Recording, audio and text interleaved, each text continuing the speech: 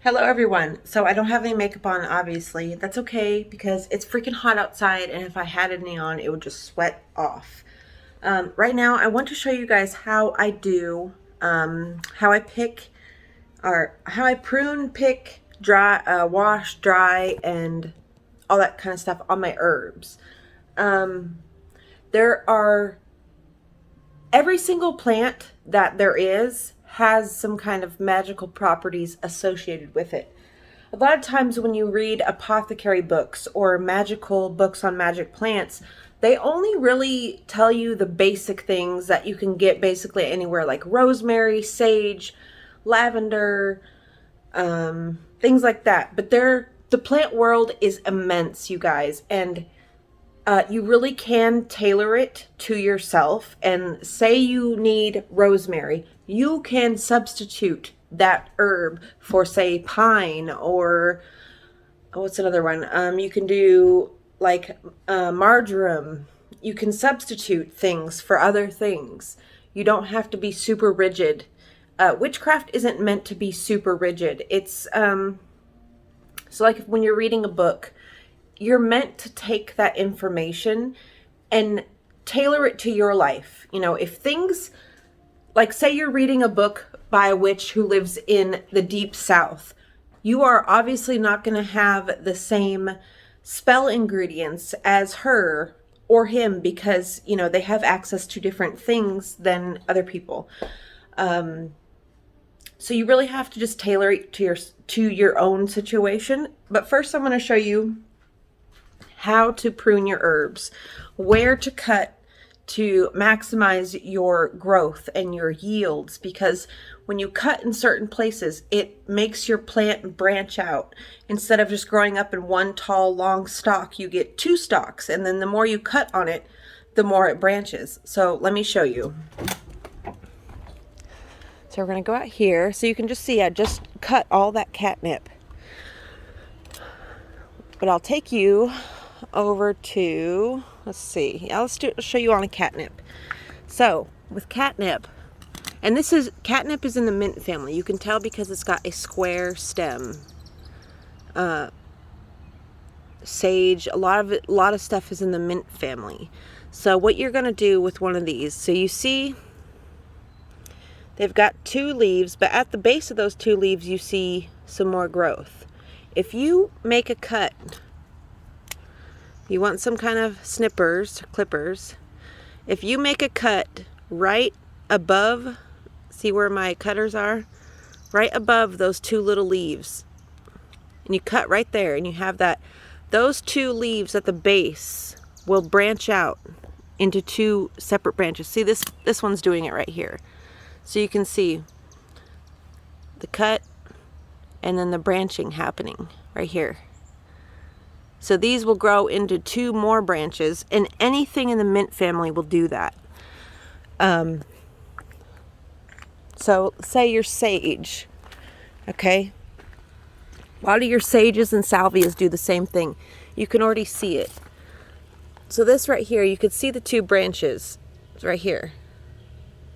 So when you're harvesting your blooms, you want to cut in between those two blooms right there, or in between those two stalks, because as you can see, they're going to grow up, and they already have itty bitty bloom stalks on them right there.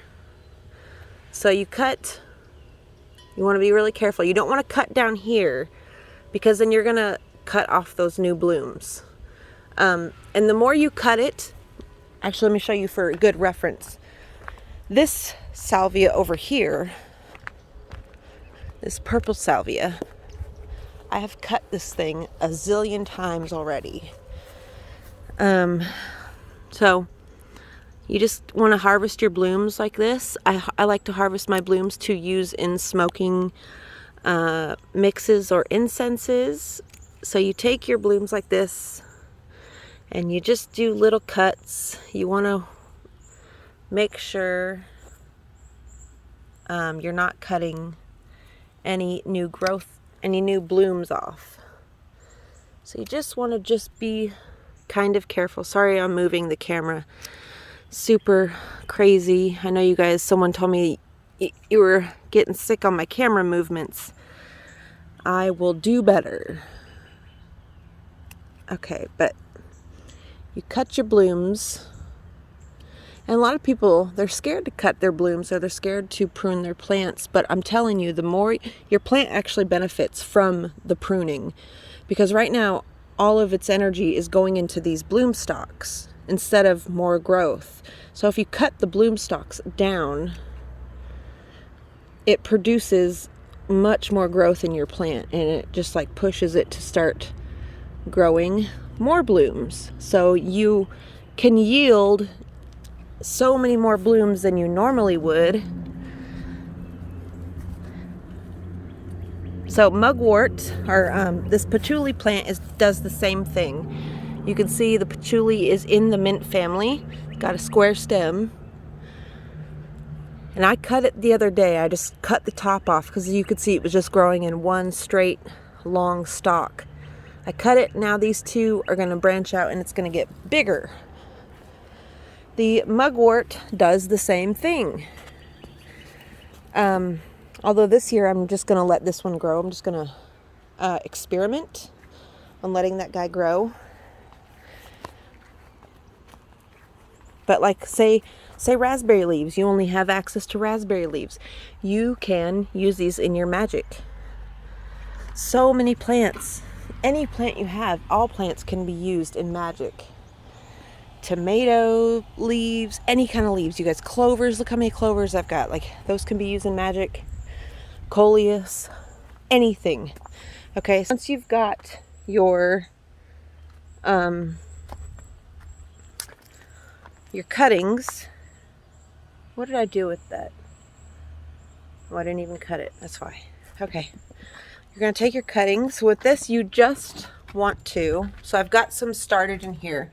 The catnip that I just cut. Let me show you. So you want to fill your sink up with water, cold water, and you just let them soak. You don't want to let them soak overnight or for many hours. You just want to give them a good rinse off. See, because there's little bugs like this on your stuff. A lot of little bugs you can't see, so you want to clean all your things. And then you're going to want to, after you clean them like this, you lay them out to dry on a towel. Now I leave them overnight, but you can leave them until they are just dry. And then after that, there's so many different ways that you can make your own hanging dryer, herb dryer. If you don't have money to go spend, the way I do it, so this is one of my favorite ways. This is what I would always do. I would go to the thrift store and you go to the picture section, and it doesn't matter what is the picture because you're going to take the picture out. You just need the frame. So you go there and you get you a frame. You take the frame out, okay? Or you take the picture out of the frame, you take the glass out, and you can use, these are some sheer curtains that I also found from the thrift store that I cut and then I stapled down. You can also nail them down.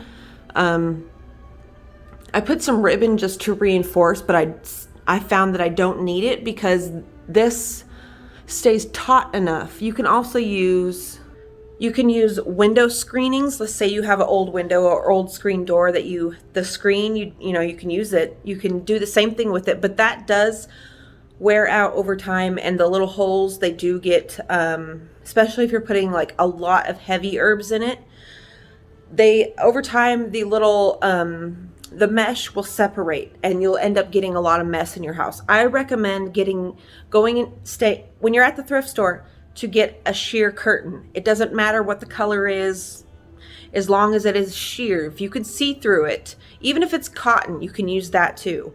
So you do that, and then you can hang it up like so. You just use those eye hooks. So I don't know if you can see them right there on the corner. I just screw those into the corner, and then I use regular twine to just hang it up. Now you can also go onto Amazon, and they do have a lot of really nifty ones. So this one was the big giant 4-tiered mesh. It's almost like a pop-up mesh laundry basket, but it has zippered compartments that are totally encased, so you can like hang it outside and stuff. This thing was pretty cheap, and it is so useful. And it, when I'm not using it, this is how small it packs up to be. So there's a lot of options you can do. I do all of them. You can even do them. You can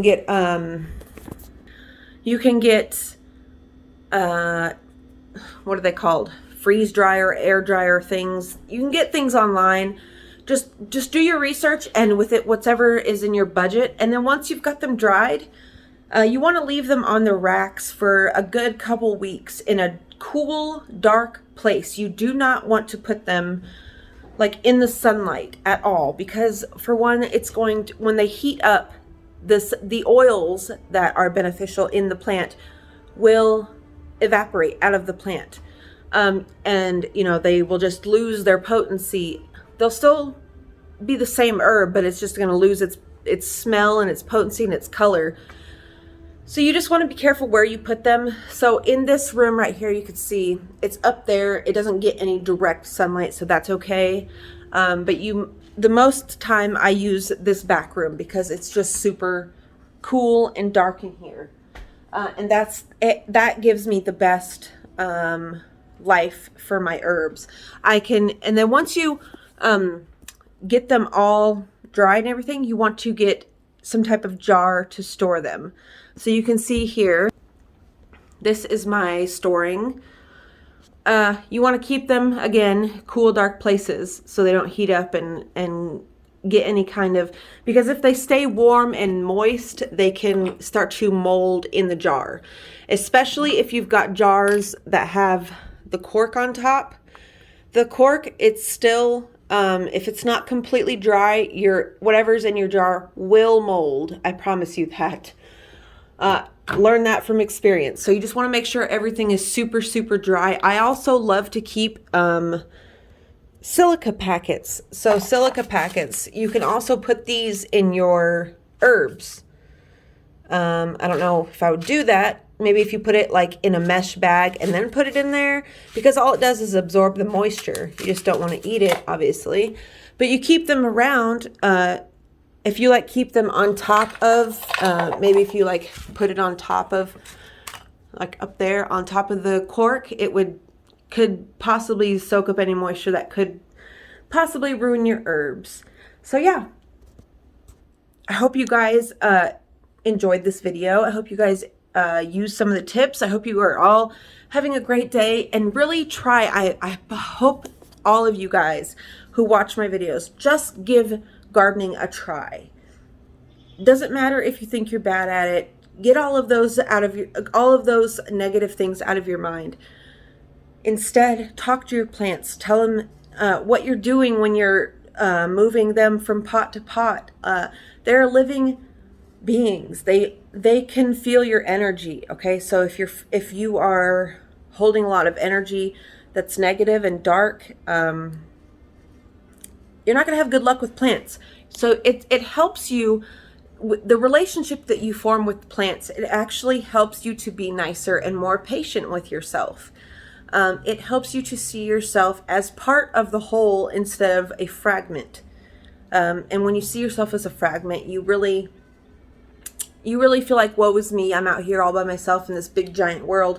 But when you can feel that connection, when something is living because you are putting your time and energy into it, you start to feel it over time. You feel that that you're part of the bigger picture, and you all of a sudden your worries and your doubts and all this, they just slip away. You don't even think about them anymore. So if you're having trouble in your life, please start a garden, even if it's just in your windowsill.